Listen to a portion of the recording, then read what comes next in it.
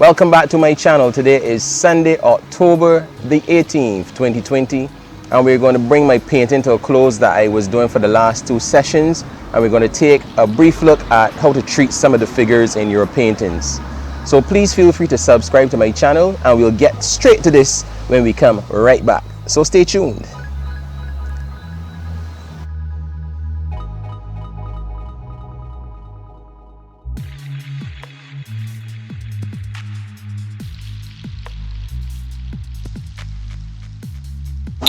So welcome back. I just wanted to do some touching up as promised you last week on some of my figures here in the painting.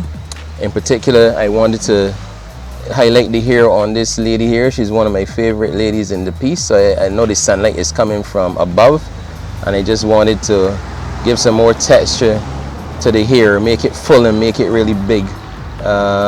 Figures are always challenging to many artists, many developing artists, many young artists, many artists at different stages in their life, for example. And that's why it is very important to have a good study of anatomy, and it's a continued practice. So whatever stage you're at, like I am, I'm not afraid to say that the more you practice, the more you will improve. And I'm not afraid to show as well my love for painting. And I like to really share it with you, my audience. But it's good to get a good sense of studying the anatomy in terms of studying the cranium. Actually, it's good for me to find out when I was reading about anatomy that there is something called, in human beings, the mental protuberance. It is something on your chin, a projection on your chin bone that they say only we in nature would carry this. And indeed, it's very fascinating to find that out. This guy I'm touching on now, he was a favorite security guard of mine working at my workplace, and he found out that I was painting him during that day, and he said, "I heard you are painting me, so I would like to see that." So I'm going to paint this, and then I'm going to show it to him when I'm finished.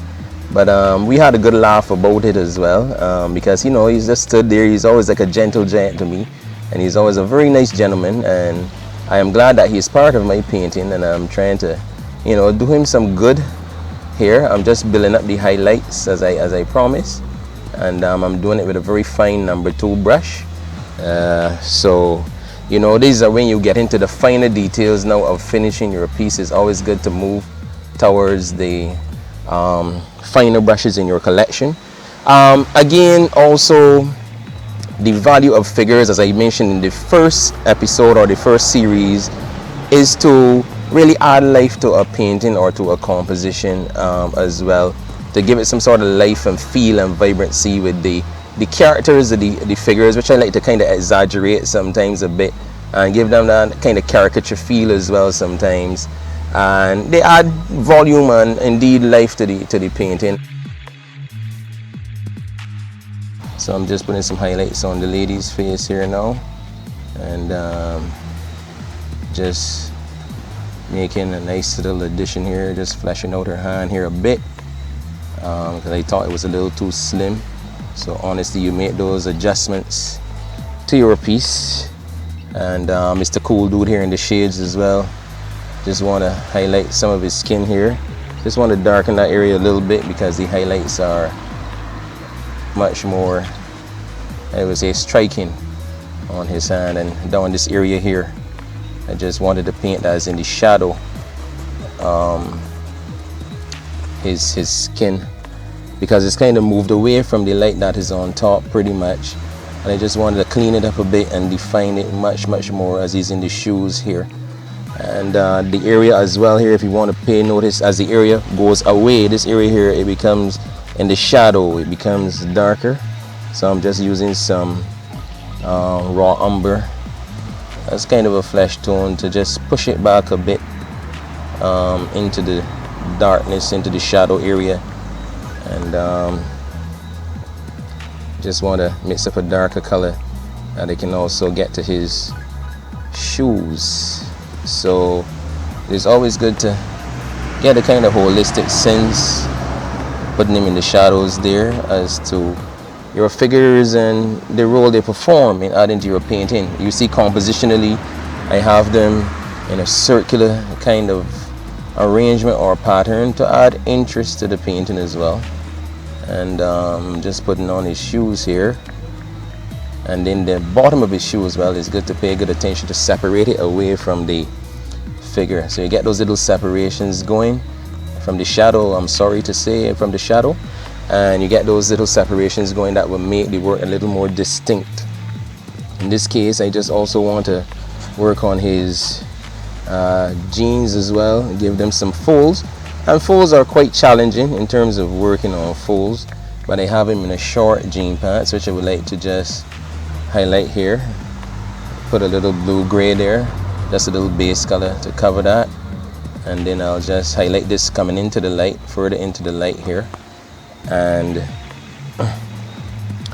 that would pretty much set the stage for me to put a stronger blue on, because I like to build on my colors, and then put a base blue that I can pretty much bring his pants into the highlights. And now I've done that, and put a touch over here as well into the darker area as it recedes, just making his pants a little warmer, a little more vibrant. Even though it's going into the shadow area, I still want to show that he is definitely wearing a jeans pants. What I would just do to this area here that moves away with the fold of the foot is just to make it a little darker, that you get that sense of recession into the figure there.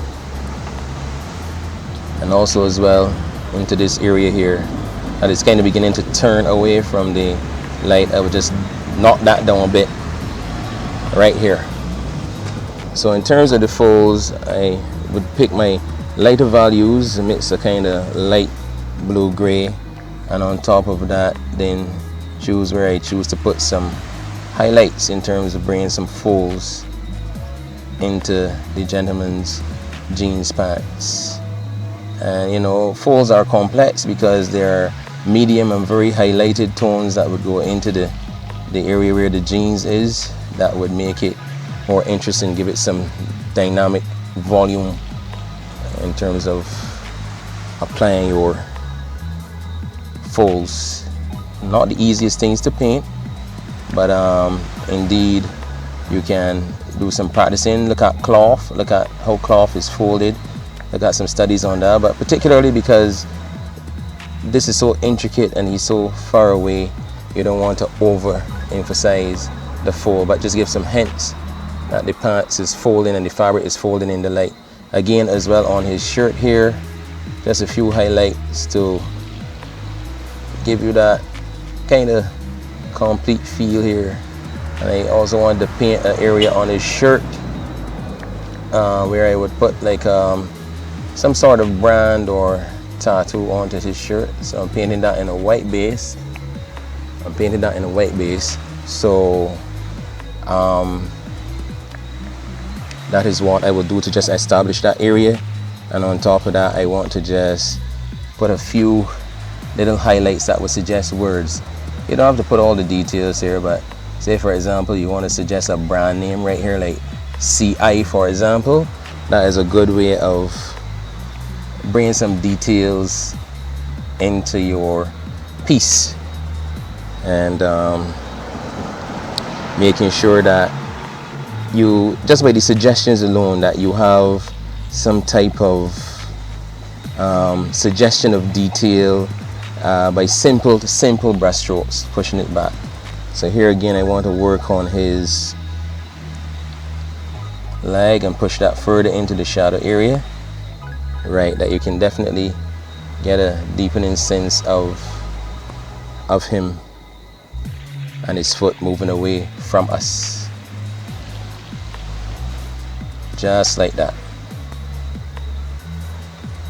right. And now what I think I'll do for the lady now, just wipe that off a bit. I will just put in a shadow area for her, and this is in the area of the neck here, just to define it a bit, just to define it and make it a little more smooth, you know, and just work on her lovely face. I've painted outside this evening. The light is kind of beginning to fade, but before it fades and I just bring this last session to a close, I'm going to let you know I'm going to continue working on the figures and on the highlights. And do feel free to subscribe to the channel and join me as you look with me at my process of painting. I feel quite happy generally with the figures. I will just seek to separate this gentleman's head a little bit around here from the sidewalk, and I will change the value there a bit and bring a highlight around this general figure to make it pop in a kind of a lighter gray. So all I will do from here is just go and work in the shadow areas and just enhance them. And with that, when you see me come back, I will have my finished piece the next time you see it. And it's always good to post your pieces online and on the internet as well. So I just want to thank you for again spending some time with me this Sunday. Just touch the figures a bit. As I say, figures bring life to a painting or a piece. It's always good to study anatomy to enhance your development of it, especially the area of foreshortening. And it is always good to continue working to holistically develop your paintings. So you would have seen me looking at my figures and using my palette, and I just want to take this opportunity to thank you for spending those few moments with me. And again, stay safe and see you next week on my channel. Please feel free to subscribe